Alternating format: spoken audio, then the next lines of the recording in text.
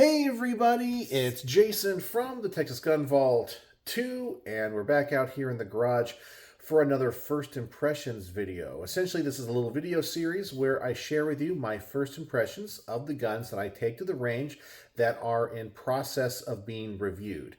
And in case you found my channel for the first time, this is not a review. I know you're looking at the title going, wait a second, this is the worst review ever. He's not showing any shooting footage. This is the Texas Gun Vault 2, hence there is a Texas Gun Vault 1. Well, it's just called the Texas Gun Vault. That's where all of my proper reviews that are edited are posted. And this is just my behind the scenes channel for my biggest fans. So that's my caveat before you get mad at me and tell me how bad the review is, because this is not a channel that I post reviews.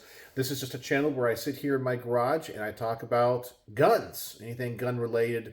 Can be individual firearms, can be politics, current events, you name it. So let's talk about the guns I took to the range today and what I am looking at doing when it comes to these reviews. So I took one rifle and one pistol to the range. And really it was kind of three things because the pistol was in two calibers. Let's talk about the rifle first. So the gun I took to the range, and by the way, as you always know, my dogs always have to get in every one of these videos. You can probably hear them barking in the background, which means one of my kids came home.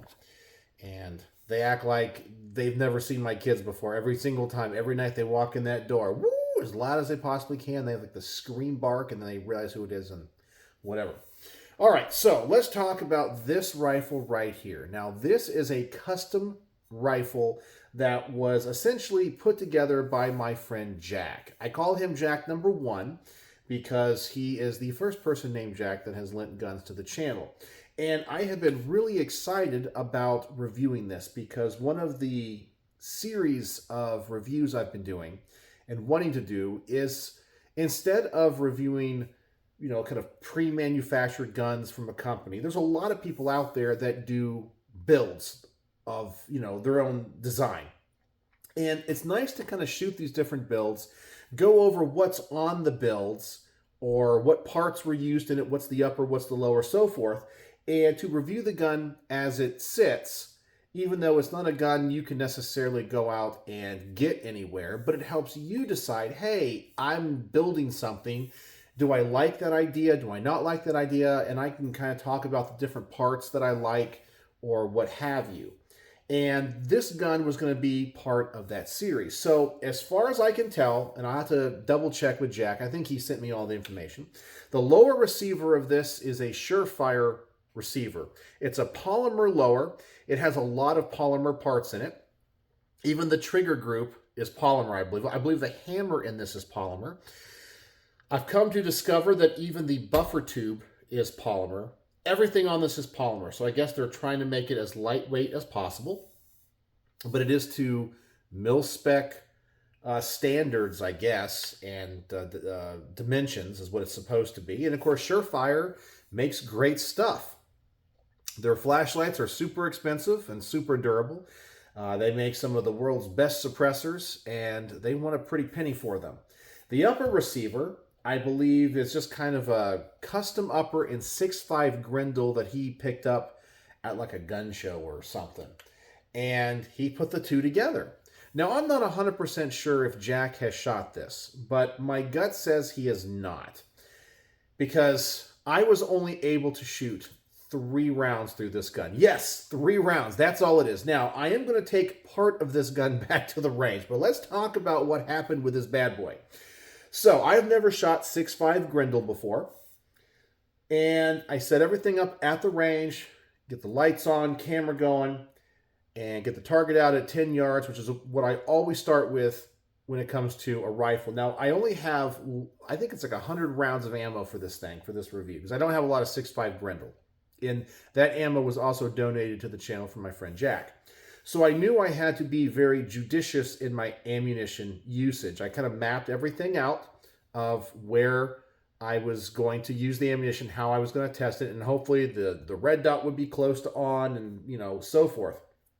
So I get up there and I was going to do my first shots. So this is one of those reviews where I don't shoot the gun ahead of time. before I film because essentially I have such little ammunition. So we're just going to actually get my first shots. Make sure the gun functions. So I set everything up. I pull the stock out to really, it's a 6-position stock. So I go out to the 2nd position from the end. That's kind of where it, most ARs that have a 6-position stock feel good for me. So load the magazine, put the magazine in, and obviously this gun is safety checked. I know I always have the safety Sallies out there. So load the gun. I have the red dot on, magnifier out of the way. Bring this up to my shoulder, okay? And I pull the trigger. Now, it had more recoil than I was expecting. That's not a bad thing. It was fine. But guess what happened? Well, you would never guess what happened. This stock went from this position to that position. Now, I was not pushing the button. The lever seems to not, have any obstruction to it. I can move it. You can see that. It locks into place, okay? So I was thinking, okay, maybe I made a mistake. So when I went to the 2nd notch, maybe it didn't go into the little hole in the buffer tube. Okay, so I put the stock back out. I go all the way to make sure it's locked into place, okay? Restart the camera. Now, I've already wasted one of my 100 rounds. Okay, here we go again. Load the weapon. Fire again. And the recoil of this gun comes back into my shoulder, and the stock ends up like this. Yeah, all the way in. So obviously there is a problem. So I'm thinking to myself, okay, is there like a screw adjustment on this? I mean, this looks like one of those, it's a completely polymer, like M4 style stock. It's not really a mil-spec one, meaning like, I've handled enough Colts and FNs to know what those are. This looks like an aftermarket one. And then I discovered, just from manipulating the stock, that there's no screw on this. I can't tighten anything down. I discovered, now look, it's locked in, right? And here's the lever. Okay, so it's locked in 100%. Now watch what happens when I hit the back of the stock. Yep, there it is. So just putting a little bit of pressure on the back of the stock, it pushes it in. So I can't review the gun. Now, this could be a really easy fix, meaning I come back here, I grab one of my extra stocks, a Magpul MOE stock. I think I have a couple of Colt AR, military stocks, whatever. Throw one on. It's probably this stock, okay? But while I was screwing around with it at the range, I started to notice that this buffer tube is made of polymer. Now, that concerns me a little bit because we do have the mass of the bolt and the buffer reciprocating back here, and it's moving quite fast.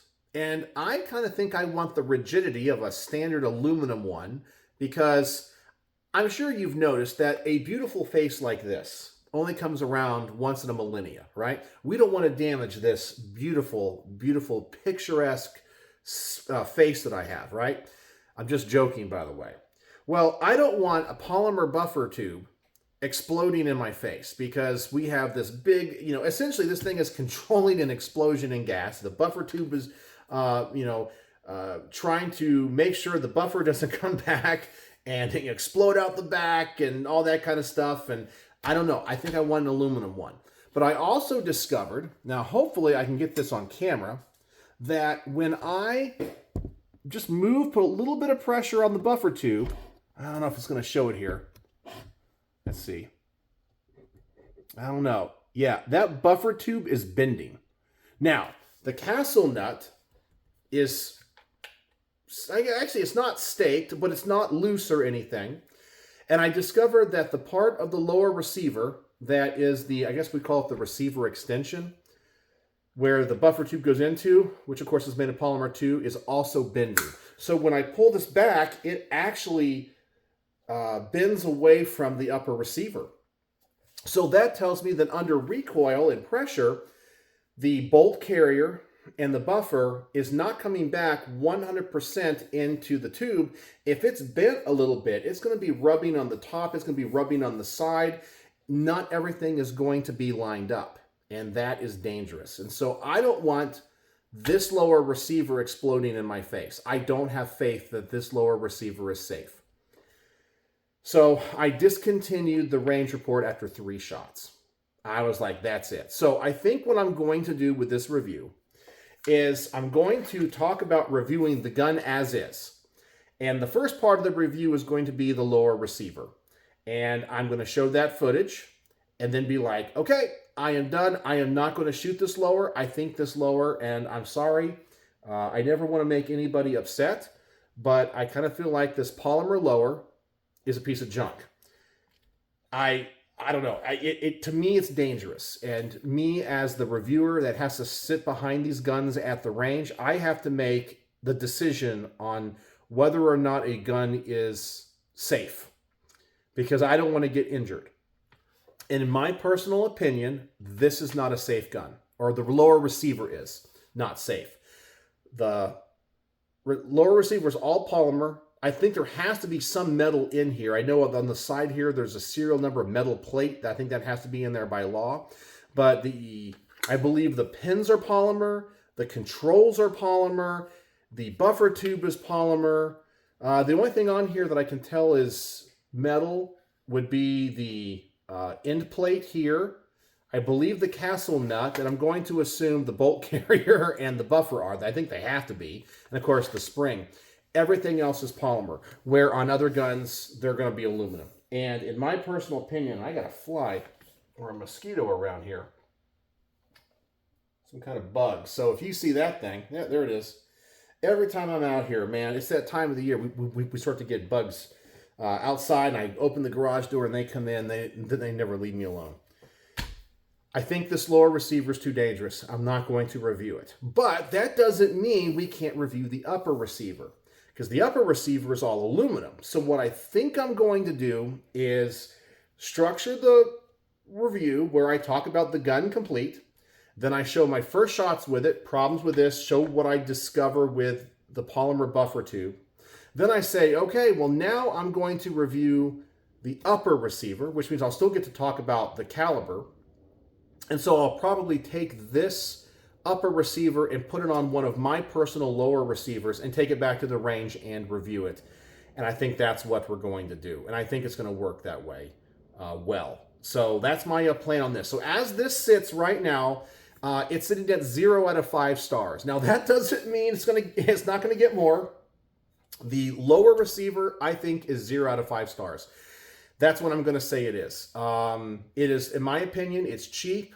It's very disappointing for a company like Surefire. Very disappointing.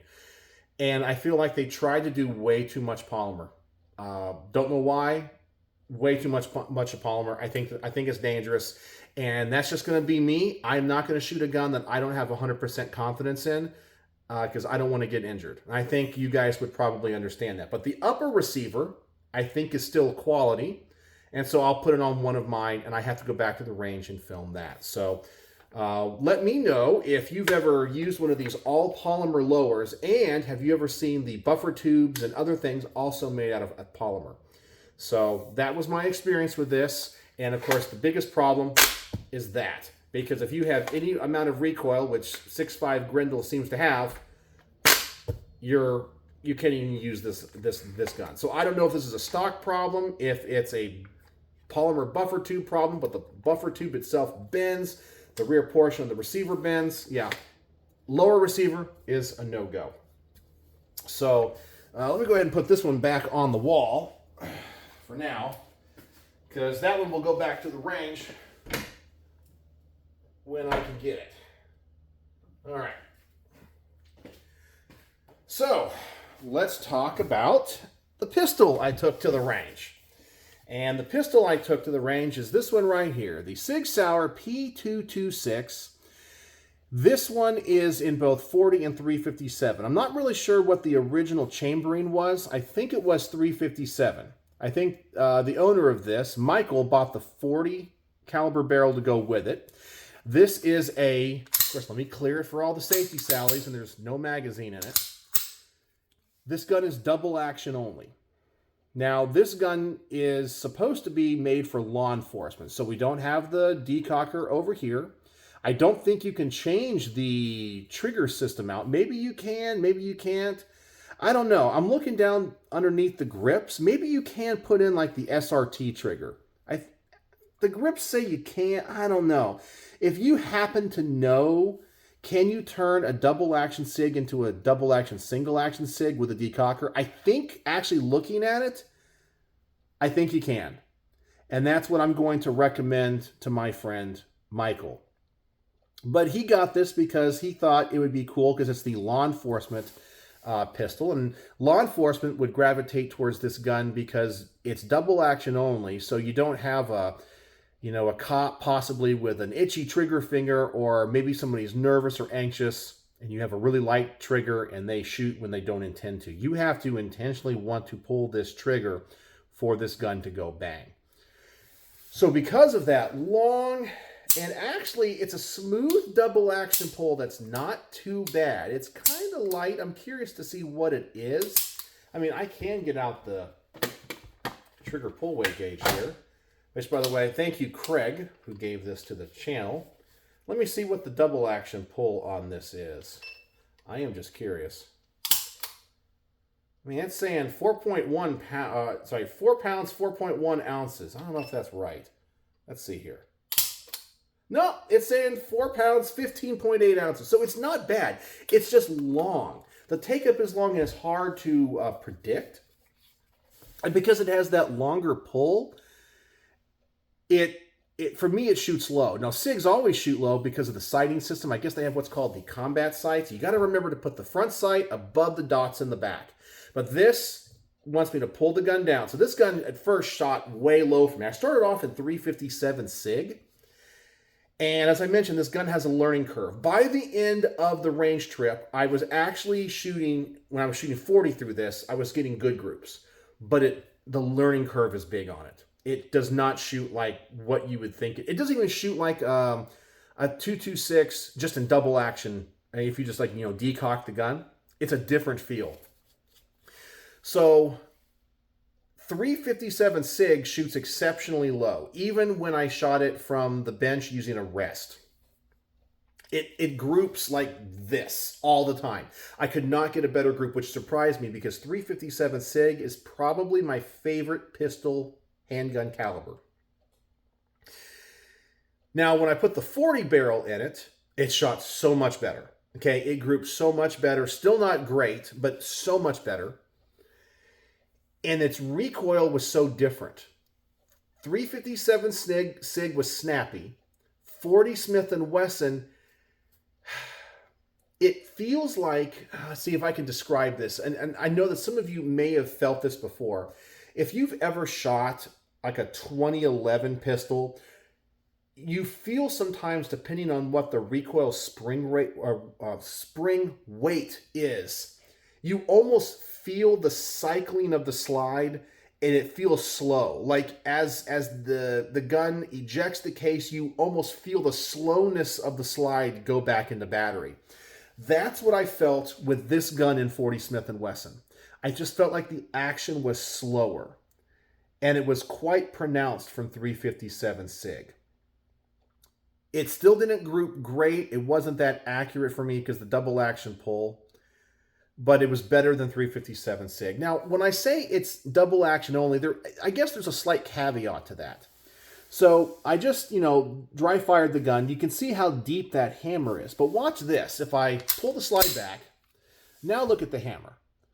It's still a double action pull. You see, if I pull that trigger, the hammer's going to come back, but it doesn't go all the way into the gun. So it's kind of cocked, I guess, which is interesting. But then there's the biggest issue with this gun. And I told Michael, I said, I hate this gun. The gun functions fine. If you get over the learning curve of the accuracy, it's okay. But here's the big problem, and I'm going to show you this, and hopefully the camera will pick this up, okay? So, coming over here, I'm going to pull the trigger, dry fire it, okay? Keep my finger back. Now let me cycle the slide. Now tell me what you notice about this reset.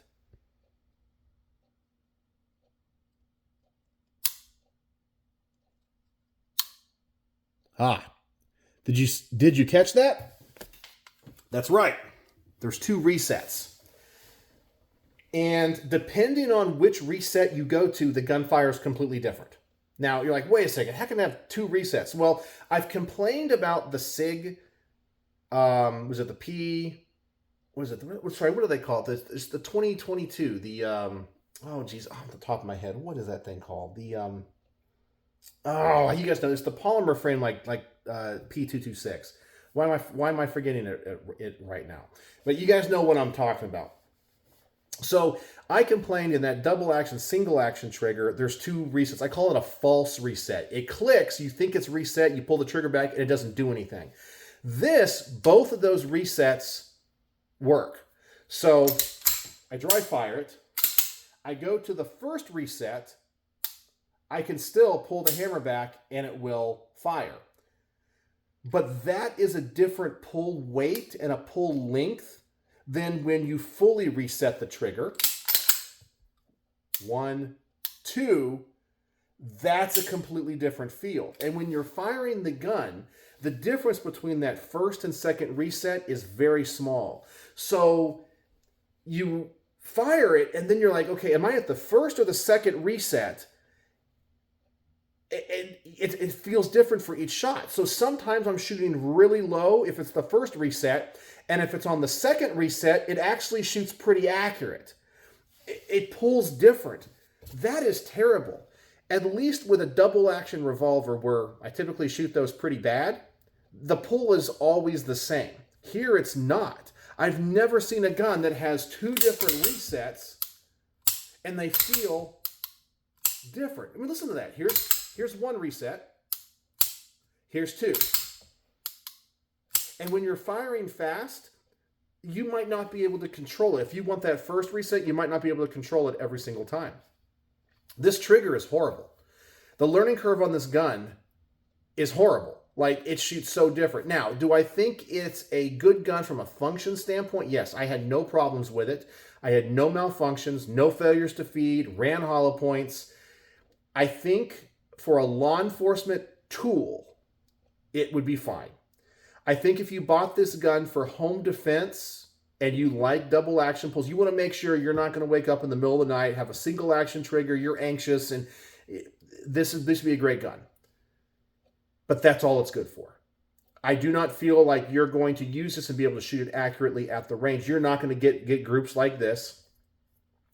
I don't feel that this is a great competition gun. I don't feel like it's a good range gun because it's not fun to shoot. It's temperamental when it comes to how the trigger feels. And especially after you've shot, or I've shot a 226 Legion, I've shot a 226 Mark 25, I've shot a TAC Ops, I've shot so many versions of the 226. This thing just lacks all of the other guns' mechanical sophistication. It does not feel good. It doesn't. I guess it's comfortable to shoot, but it's awkward. The learning curve is so steep on it. 357 SIG does not group well on this gun. 40 Smith & Wesson groups pretty darn good. Why is that? I mean, it was the same shooter. I don't know. So anyway, that's what I'm going to say about this. I think when I finally get around to editing the range footage, what I'm going to do is I'm going to show the gun in 357 SIG first, because actually that's how I shot it. I'll do all the tests, and I'll show that by the end of that, I actually get a little bit better. Well, I should say by the 25-yard test, I'm okay. But then when I try to shoot the thing really fast with like the quick mag change test, oh my God, the group was at the bottom of the target because of the trigger and the sights. It sucked. It sucked. Then when I move to 40, you start to notice I get used to the gun. I know what to expect, and it gets better. So I think I'm going to do that. Do all the 357 SIG tests first, then do them all again in 40, and I'll show it that way. So this range report will be extra long. But yeah, I don't know. You tell me, have you ever had any of the double action only SIGs, and what do you think about them? I actually think it's silly in a gun like this. But maybe for its intended purpose as a law enforcement pistol, it works. and it helps liability of law enforcement agencies, because the officer would definitely have to want to pull that trigger for this gun to go bang. So, yeah, that's just what I discovered with this. I think it looks great, and I think some people might buy it because it looks so nice. And Michael did put on these grips. I forgot what these are called, Scorpion grips or something, I think is what it is. It's like the G10 Scorpions. It looks nice. This thing's a great looking pistol. But let me tell you, the shootability of this pistol is simply just not there. And if you happen to know, can you switch out a double action trigger in a SIG to like an SRT double action single action? I think you can. And if that's the case, that's the upgrade that I would do to this. So tell me if you know, if you're a SIG guy. I would love to get that information to Michael especially. So anyway, that's what I experienced at the range today. So I think that's it. So let me know your thoughts in the comment section below. And if you made it to the end of this kind of boring video, which all my videos are boring, by the way, the word of the day is going to be unsafe. Not safe, unsafe, because that Surefire lower receiver is unsafe. So that's just my personal opinion. Now, you guys might say it's completely safe and tested, and militaries field them around the world, and Delta Force use. I mean, I always get that kind of stuff. You know, like I have had people in the comment section of my Kel-Tec reviews tell me that that they've heard that there are guys in Delta Force and SEAL Team 6 that carry Kel-Tecs because they're so good. I'm like, whatever. But people want to feel good about their guns. So tell me, is a Surefire all polymer lower safe? I think the upper is going to be great. I just got to put it on a different lower. So I hope I didn't offend my friend Jack, but that's just my personal opinion. And I got to make this decision because I sit behind a trigger of these guns. And this gun has too much of a learning curve, and I would rather have a double action, single action trigger in this bad boy. And even here is the conversion barrel. So this is the 357 SIG barrel, and that's the one in 40 in there. So anyway, so let me know your thoughts. Use the word of the day, unsafe, and I know you watched to the end. So, as always, thanks for watching.